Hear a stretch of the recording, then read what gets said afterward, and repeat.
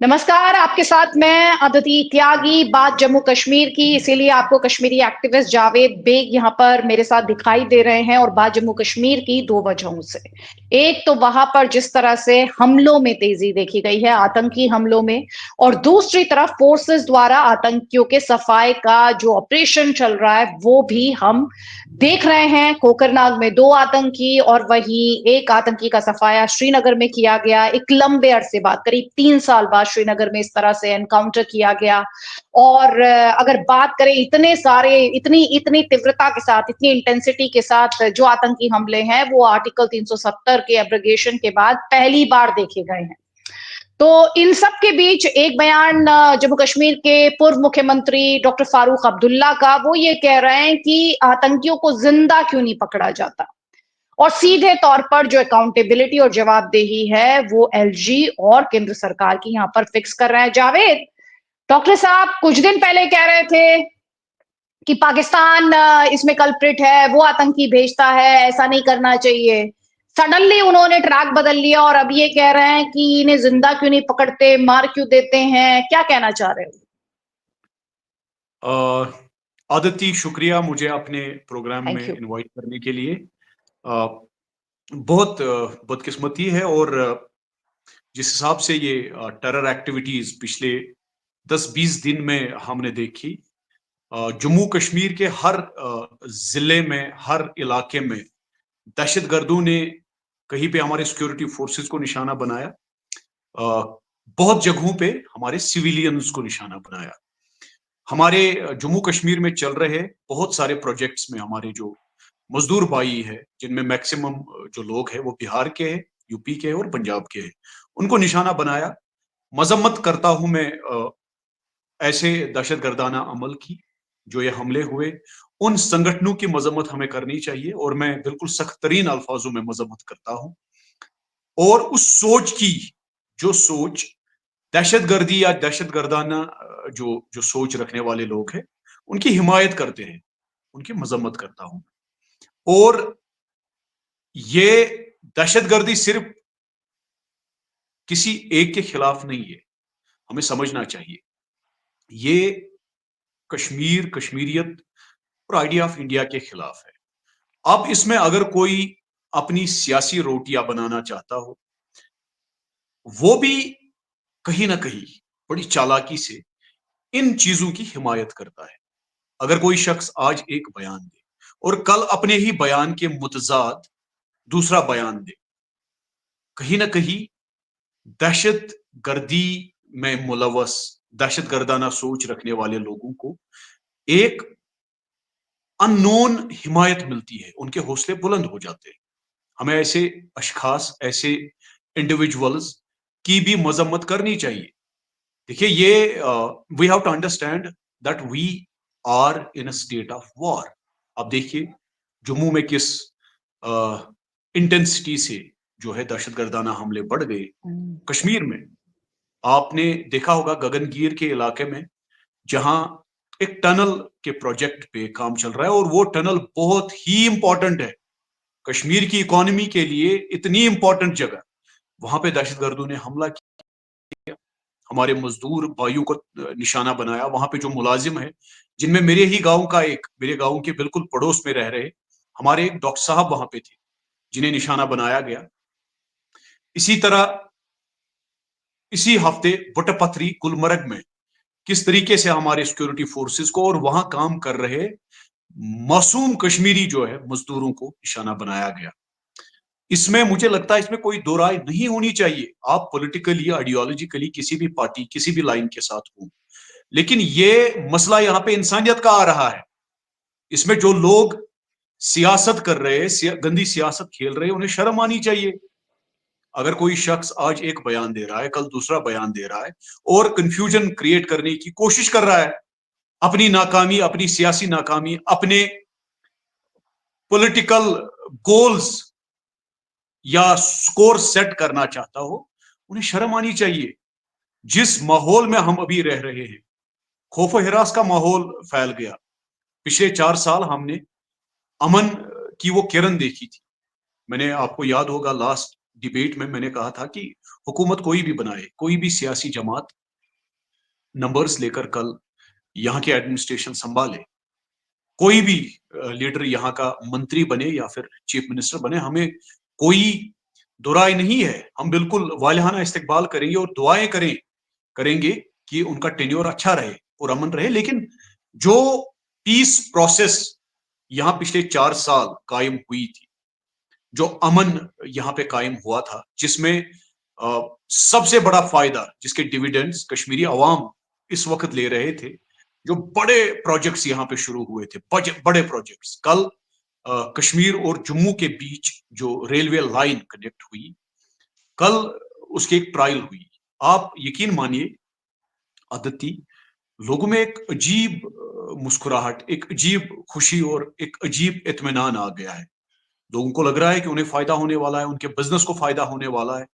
10-10 दिन जो जम्मू और श्रीनगर के बीच में जो कौमी शाहराह है, जो मौसमी हालातों की वजह से, ज्योग्राफिकल टेरेन की वजह से, जहां पे कश्मीर से ले जा रहे सेब, आलमंड या बाकी सब्जियां जो फंस जाती थी, खराब हो जाती थी, आज वो 2 घंटे में जम्मू के मार्केट में होंगे और अगले 5 घंटे में दिल्ली के मार्केट में होंगे।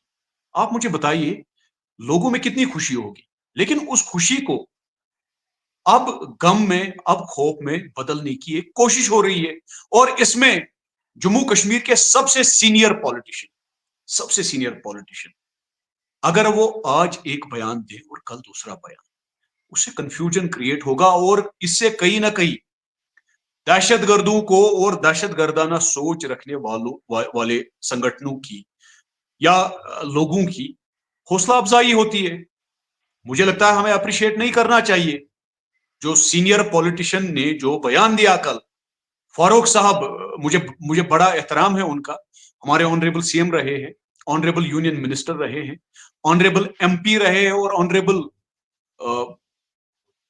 एक बड़ी सियासी शख्सियत मानी जाती है। अगर वो ऐसे इमेच्योर बयान दे, कल तक वो कह रहे थे कि पाकिस्तान जिम्मेदार है, जो हम सबको पता है उसमें किसी रॉकेट साइंस की जरूरत नहीं है, और आज वो हमारे सिक्योरिटी एजेंसीज, सिक्योरिटी इंस्टीट्यूशंस पे एक सवालिया निशान खड़ा कर रहे हैं। मुझे लगता है ये एक बहुत ही बुरा अटेम्प्ट है उनका। ये आने वाले वक्त में इससे एक तो दहशतगर्दाना सोच की हौसला अफजाई होगी, हमारे सिक्योरिटी इंस्टीट्यूशंस कहीं ना कहीं उनका जो मनोबल है, उनकी जो कॉन्फिडेंस है, वो कम हो जाएगी। ये मुझे लगता है डॉक्टर फारूक साहब को संजीदा तौर पे बयानात देने चाहिए। मैं गुजारिश करूंगा उनके पॉलिटिकल एडवाइजर से कि वो कम से कम सोच समझकर कोई बयान जारी करें। हम इस वक्त एक खतरनाक माहौल में है अदिति, आप यकीन मानिए 3 बजे से ही आज हम घरों में बैठते हैं। अभी जब इलेक्शन हुआ, जिसमें डॉक्टर फारूक साहब की पार्टी को बड़ा शेयर मिला और उन्होंने हुकूमत संभाली, रात के 11-12 बजे तक वो पॉलिटिकल कैंपेन में होते थे। उसका क्रेडिट उन्होंने किसी को नहीं दिया। देखिए ये बिल्कुल दोगलापन है, ये दोगलापन है। 11-11 बजे ट्रैवल किया है रात में, आपने कवर किया, आपने पूरे जम्मू कश्मीर को कवर किया, आपने खुद देखा 11-12 बजे। और किन एरियाज में? साउथ कश्मीर के त्राल में, साउथ कश्मीर के शुपियां जिले में, आपके बारामूला के सोपोर में, मेरे बीरवा में, जहां आज खौफो हिरास है क्योंकि कल मेरे बीरवा मागाम में, बड़गाम जिले में, मेरे घर के सामने मेरे 2 मजदूर भाइयों को निशाना बनाया गया। हालांकि शुक्र है रब का, उनकी जान बच गई, लेकिन वो बिल्कुल अधमरे हो गए कल के उस दहशतगर्दाना हमले में। तो आप अंदाजा लगा सकते हो कि ये इंटेलेक्चुअल बैंकरप्सी है जो ये बजगाना बयानात उनके आ रहे हैं। National Conference as a party, as an institution, political institution, उन्हें संजीदगी से बयानात जारी करने चाहिए। आज हम दहशतगर्दी के एक अलग ही लेवल से लड़ रहे हैं। पूरा जम्मू कश्मीर एकजुट होकर हम इस दहशतगर्दाना सोच के साथ लड़ रहे हैं, जिसमें हमारे कश्मीर के लोग, मेरे पड़ोसी लोग अभी विक्टिमाइज हुए। जो मेरे बड़गाम जिले का डॉक्टर साहब था, उनका बच्चा, छोटा बच्चा एस्पायर कर रहा था कि वो आने वाले वक्त में आईएएस बने। आप देख सकते हैं, ये नुकसान उस परिवार का नहीं हुआ, ये नुकसान मेरे कौम का हुआ। जो बिहार का वो नौजवान मजदूर अपना घर सब कुछ छोड़कर यहां पे मेहनत मजदूरी कर रहा था, बल्कि वो जिहाद नफ्स कर रहा था, वो जिहाद है। और जो ये दहशतगर्द कर रहे हैं वो फसाड है। दुनिया में कोई भी कौम दहशतगर्दी को अप्रिशिएट नहीं करता है। दुनिया में कोई भी मजहब, कोई भी आप फलसफा लीजिए, जो लोग मजहबों को मानते हैं वो नहीं करते, जो लोग मजहबों को नहीं भी मानते, समाजी इंसानी उसूलों के आधार पर टेररिज्म को हर कहीं पे रिजेक्ट किया गया है।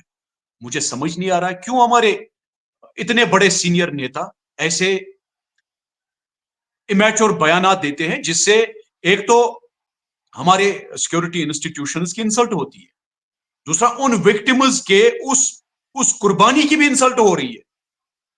आप मुझे बताइए आदित्य, एक दहशतगर्द मारने के लिए और मरने के लिए निकलता है, उनके हाथ में गन है, उनके हाथ में बॉम्ब है। आप मुझे बताएं कैसे पकड़ेंगे आप उन्हें? क्या फारूक साहब जब खुद सीएम थे, क्या उन्होंने दहशतगर्दों को पकड़ा? क्या हमारे उमर साहब जब चीफ मिनिस्टर थे 2008 से लेकर 2014 तक, क्या उन्होंने किसी टेररिस्ट को पकड़ा? क्या आज कोई, आप मुझे बताइए, एक शख्स वहां से आपको मारने के लिए आ रहा है, उसके हाथ में गन है, बॉम्ब है, कैसे आप इस बड़े चैलेंज का सामना करेंगे? आपके पास और कोई रास्ता ही नहीं है। ऐसे एलिमेंट्स को एलिमिनेट करने के बगैर आपके पास कौन सा रास्ता है, मुझे बताइए। काम कर रहे हैं मजदूर, जो हमारे लिए काम कर रहे थे, कल जल जीवन मिशन जो सेंट्रली स्पॉन्सर्ड स्कीम है और दुनिया के सबसे बड़े और टॉप स्कीम्स में से एक स्कीम है, जिससे जम्मू कश्मीर के हर घर में साफ पीने का पानी पहुंचाया जाता है। मेरे यूपी के वो मजदूर भाई मेरे गांव में रात के वक्त ठंड में मजदूरी कर रहे थे, मेरा काम कर रहे थे, और दहशतगर्दों ने उन्हें जालिमाना तरीके से हमला किया। बजाय इसके कि मैं इसकी निंदा करूं, मैं उस दहशतगर्दाना अमल को सख्त तरीन अल्फाजों में मजम्मत करूं, वो नहीं कर रहा हूं मैं। उल्टा मैं हमारे सिक्योरिटी फोर्सेस जो अपनी जान देकर, जो अपनी जान को हथेली पे रखकर हमारी हिफाजत करते हैं, मेरे जम्मू कश्मीर के आवाम की हिफाजत करती है, मेरी हिफाजत करती है, और मैं उन्हीं पे सवालिया निशान खड़ा करूं। मुझे बताइए, इससे बड़ी बदकिस्मती आपके जम्मू कश्मीर के लिए और क्या हो सकती है? बताइए। एक बात बताइए, ग्राउंड पर इस वक्त क्या फीलिंग्स या थॉट्स है? क्योंकि जम्मू कश्मीर आपने जैसे जिक्र किया, जम्मू में अटैक्स की शुरुआत पहले हुई, कश्मीर शांति रहा, और अचानक से ये जो हमले और उनमें तेजी जो आई है, आपने कहा 3 बजे के बाद लोग बाहर नहीं निकलना चाह रहे इस वक्त। मैंने देखा कि वो रात-रात भर हम लोग ट्रैवल करते थे, सब कुछ सेफ था, कहीं कोई दिक्कत नहीं थी। उससे पहले अमरनाथ यात्रा पर भी जब मैं गई थी, तो रात के 2 बजे मैंने ट्रैवल किया था। तो सिक्योरिटी वाइज़ जम्मू कश्मीर बहुत सेफ था। ऐसे में ये नई सरकार आने के बाद इस तरह की बयानबाज़ी से ग्राउंड पर इमोशंस क्या हैं? ग्राउंड पर क्या सेंटिमेंट है? ग्राउंड पर क्या देखने को मिल रहा है? अदिति, जो वादा पार्लियामेंट में हुआ था कि इलेक्शंस होंगे, जैसे ही सिचुएशन नॉर्मल होगी, अमन लौट आएगा, इलेक्शंस होंगे, ऑनरेबल पार्लियामेंट ने, ऑनरेबल सुप्रीम कोर्ट ने अपना वादा निभाया, इलेक्शंस टाइम पे हुए। Let us accept the facts. देखिए, डिफरेंसेस हो सकते हैं, आपके और मेरे पॉलिटिकल डिफरेंसेस हो सकते हैं, हमारा फलसफा अलग अलग हो सकता है, उससे कोई फर्क नहीं पड़ता, लेकिन जमहूरियत में जो आपके हुकूक है वो तो आपको सब मिल गए।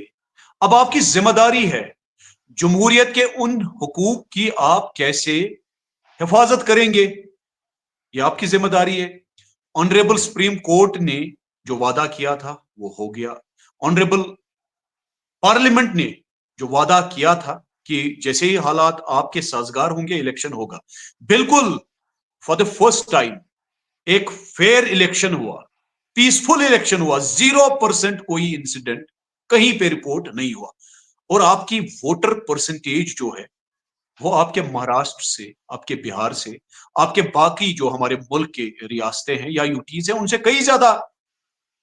और आपके चुनिंदा लोगों ने सरकार बनाई। पब्लिक को अपने इलेक्ट किए गए रिप्रेजेंटेटिव्स चाहिए थे। पब्लिक ने अपना वर्डिक्ट दिया, हर एक चीज स्मूथली हुई। लेकिन एक चीज मैंने ये पिछली बार भी आपके साथ डिबेट में और भी कई डिबेट्स में मैंने ये बिल्कुल वाजिया ये बात की, बहुत बदकिस्मती है और इस पे ज्यादा लोगों का ध्यान भी नहीं जा रहा है। हमारी जो रीजनल और सब रीजनल पार्टीज है और एक नेशनल पार्टी कांग्रेस, इन्होंने पिछले 4-5 साल एक जहर यहां पे बोया। 5 साल वो जहर आउटसाइडर का नाम दिया। उस जहर का नाम है आउटसाइडर। अदिति मेरे चुनाव में मुल्क भी की, उठा ये। बिल्कुल बिल्कुल। आप उनके प्रोफाइल्स, आप उनके स्टेटमेंट्स, आप उनके तकरीरें निकालिए।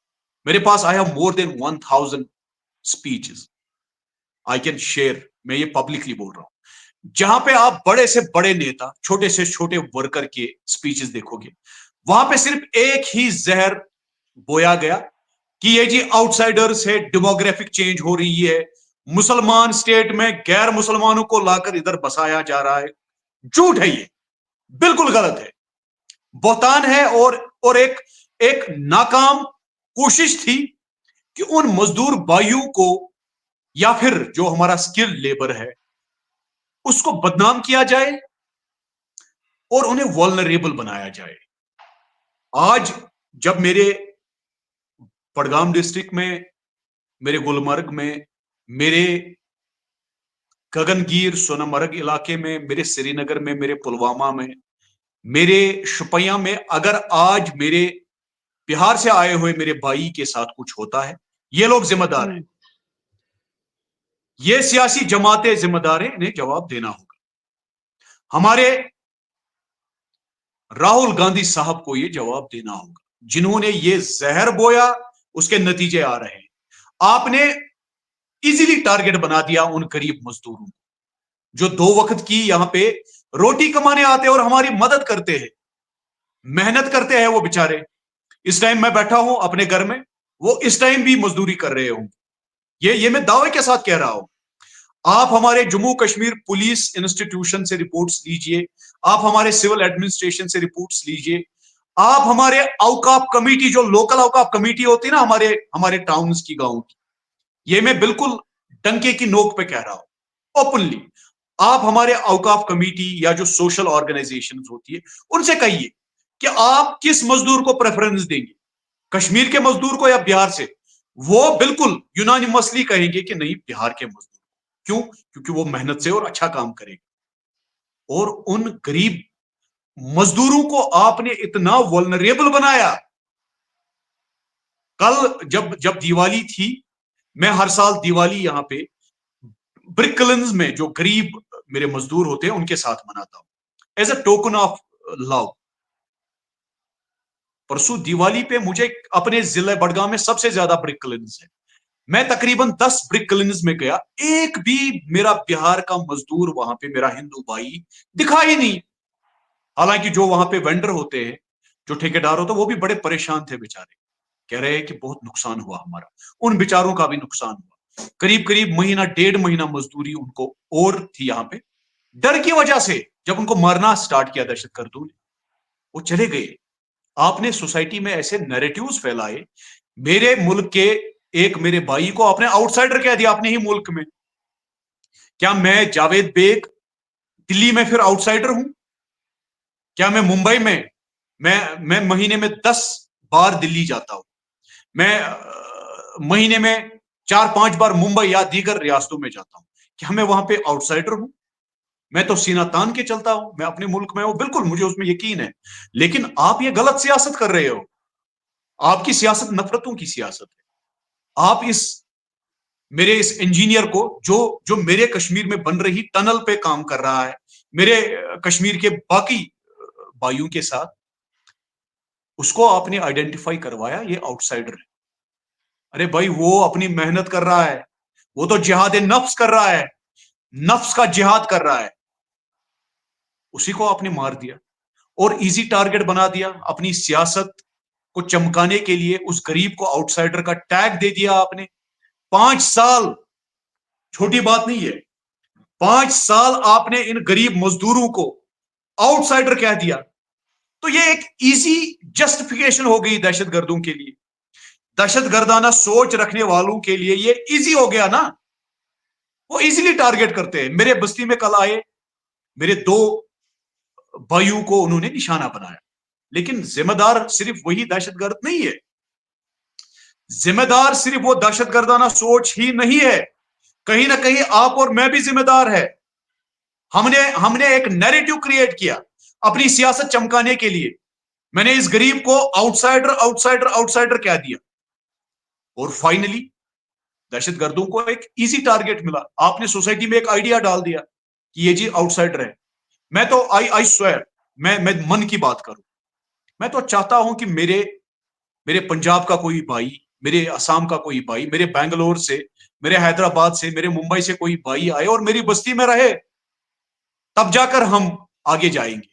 जिस तरह मेरे कश्मीर के हजारों मेरे मेरे भाई, मेरे बच्चे, हमारी लेकिन जावेद, बच्चियां। जो अब आप कह रहे हैं, जो बातें आप कह रहे हैं, वो कश्मीर की सोसाइटी में उतना प्रोमिनेंटली दिखती क्यों नहीं है? क्योंकि जो लोग ये आपका और मेरा संवाद देखेंगे वो जरूर बोलेंगे, एक तो उनके मन में आएंगे कश्मीरी पंडित जिनका लाखों की संख्या में पलायन हुआ, या फिर अभी जो आपने कहा, या जिसके बारे में मैंने भी जिक्र किया कि बाहरी कहकर जब आप ये कहने लगते हैं कि अरे आपके यहाँ जो बाहरी लोग हैं वो आपके रिसोर्सेस पर कब्जा जमा रहे हैं या वो आपके अधिकार मार रहे हैं, तो एक पॉइजनस, एक वेनम जो है आपने सोसाइटी में उसको इतना ज्यादा फैला दिया।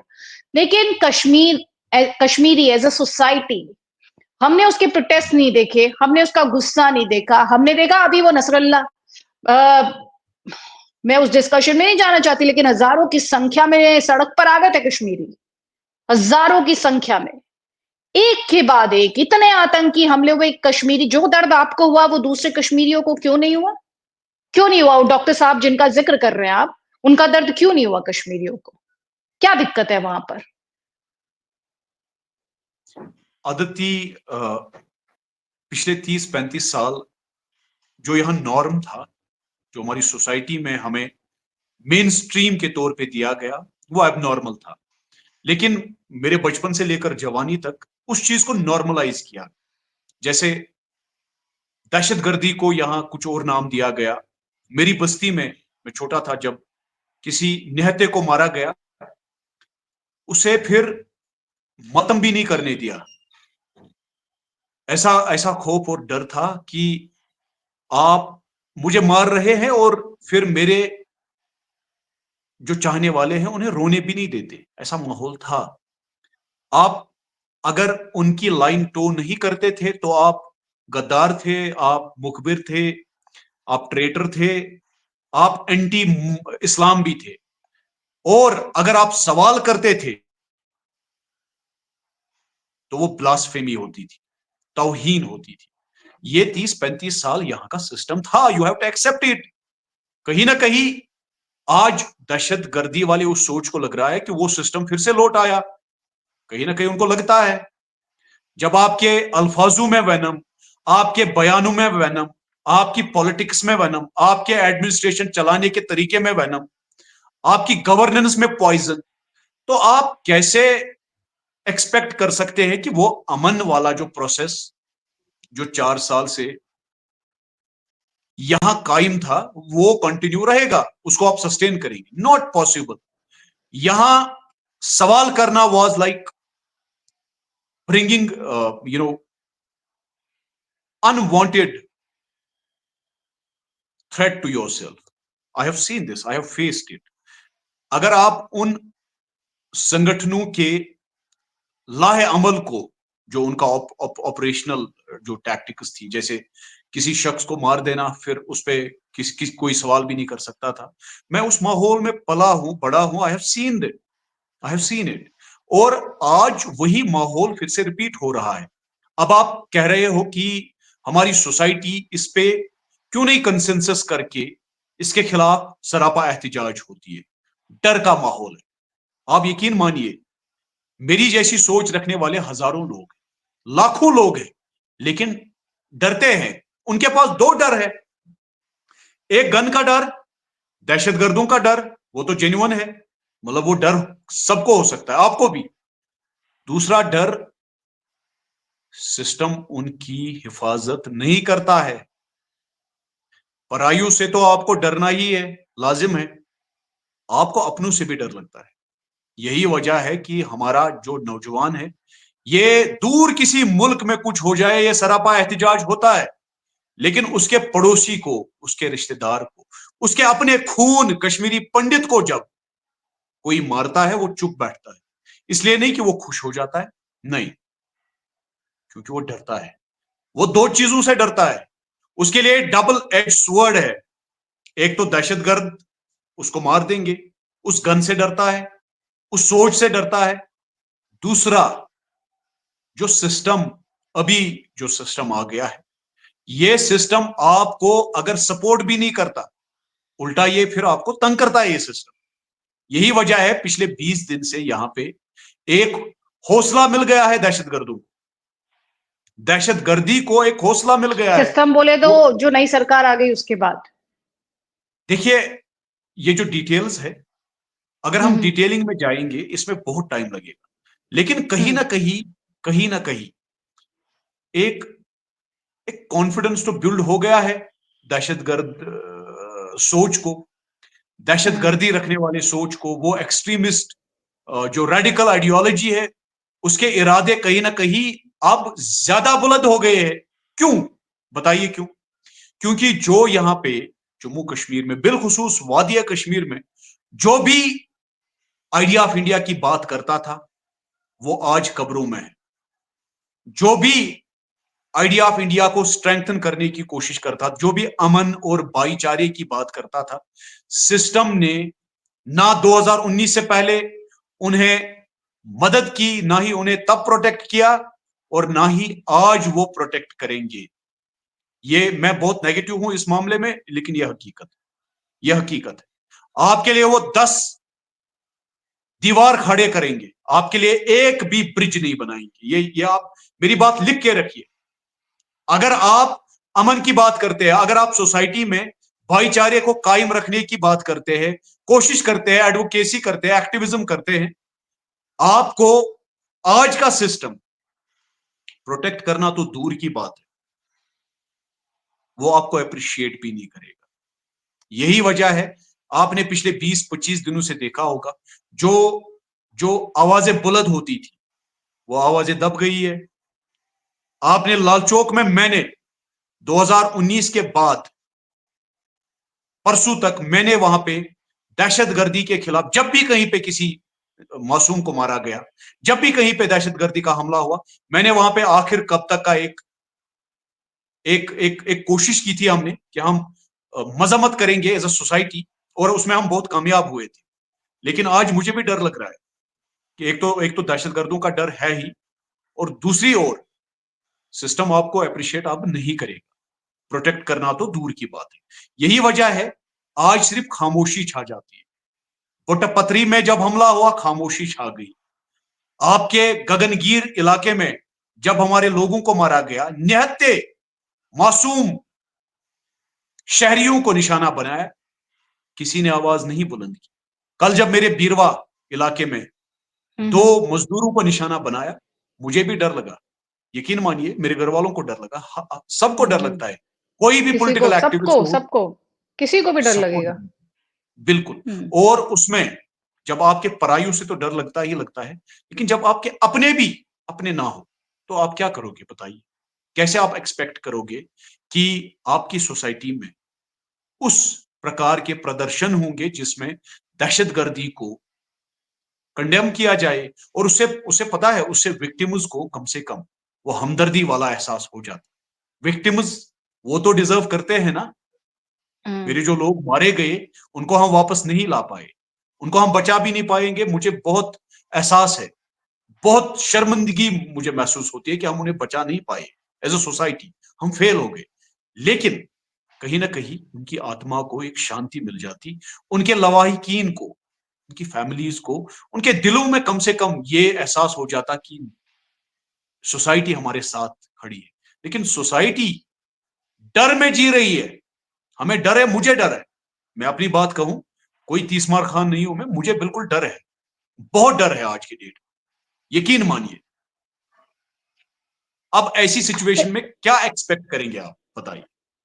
नहीं, लेकिन मौजूदा सरकार तो यही कहेगी कि सिक्योरिटी जो है वो तो केंद्र सरकार के पास है, वो तो एलजी के पास है, तो ऐसे में आप सिस्टम को कैसे ब्लेम कर सकते हैं? अगर हम ब्लेम गेम में ही अब आने वाला वक्त निकालेंगे, देन गॉड सेव अस। मैंने आपको पहले ही कहा, क्या चीज किसके पास है, जिम्मेदारी हम सबकी है, और सबसे ज्यादा जिम्मेदारी इस वक्त एक इलेक्टेड गवर्नमेंट है यहाँ। ऑनरेबल सीएम साहब की जिम्मेदारी है, ऑनरेबल एलजी साहब की जिम्मेदारी है, बिल्कुल दोनों की इक्वल जिम्मेदारी है। अब जब आप एक तरफ से सिक्योरिटी फोर्सेस अपना काम कर रहे हैं, दूसरी तरफ से आप उन्हीं पे सवालिया निशान खड़े कर रहे हैं, तो बताइए क्या आप सही कर रहे हैं या गलत कर रहे हैं? आप ही फैसला करिए। ये सवाल हम हमारे लोगों से, मेरे पूरे मुल्क के लोगों से पूछता हूं। आप दोनों जिम्मेदार हैं। एक अपनी जिम्मेदारी अपने हिसाब से कानून के दायरे में रहकर निभाने की कोशिश कर रहा है, दूसरा उन्हीं को सवाल कर रहा है। उन्होंने दहशतगर्दी को सवाल नहीं किया, उन्होंने दहशतगर्दाना सोच रखने वालों को सवाल नहीं किया, उन्होंने बचाने वाले को ही सवाल किया। अब बताइए ऐसी सिचुएशन में क्या करेंगे आप? मैं ऐसी सिचुएशन में बहुत डरा हुआ हूं, आप यकीन मानिए मैं बहुत डरा हुआ हूं। एक ऐसी सिचुएशन पैदा हुई जो हमने 2019 से पहले देखी थी, जो मेरे बुजुर्ग कह रहे जो 90s में थी, जब यहां पीक पे मिलिटेंसी थी। अब मुझे लगता है this is high time for us to get united और एक डिसाइसिव स्टेप लेनी है to claim back POGB and POJK. और इस बीमारी का कोई और इलाज नहीं हो सकता। इस पूरी बीमारी का एक ही इलाज है, पीओजीबी पीओजेके। जो डॉक्यूमेंट्स के हिसाब पे, जो इंटरनेशनल ट्रीटीज के हिसाब पे, जो इंस्ट्रूमेंट ऑफ एक्सेशन के आधार पे हमारा है, हम किसी के इलाके पे कब्जा नहीं करेंगे, बल्कि हमारा हमारा जो हिस्सा है, अगर कोई चीज आपकी है, आपको पूरा हक है, या तो आप पीसफुली वो लें या फिर आप कोई भी स्टेप लेकर उसे हासिल करें, तब जाकर मुझे लगता है ये खून खराबा रुकेगा। अगर आप चाहते हैं कि जम्मू कश्मीर में आम लोगों का जो है खून ना गिरे, यहां पे अमन रहे, I think this is the only and best solution we have. Thank you Javed, इतनी क्लियर इंसाइट्स के लिए और इस पूरे डिस्कशन के लिए। Yes. आपने बहुत सारा व्यू पॉइंट अपने इंसाइट्स के माध्यम से एक अलग व्यू पॉइंट को यहाँ पर आप लेकर आए, और मुझे पूरा यकीन है जो दर्शक हैं उन्हें इससे काफी अंडरस्टैंडिंग मिलेगी कि इस समय जो हालात हैं जम्मू कश्मीर में वो कहाँ खड़े हैं, खास तौर पर जब नई असेंबली इलेक्ट होकर आई है उसके बाद। बहुत बहुत धन्यवाद Javed Baig. Stay safe, take care. Thank you so much, Aditi. Thank you. जय Hind. Jai Hind. Thank you so much. Jai Hind. जय हिंद।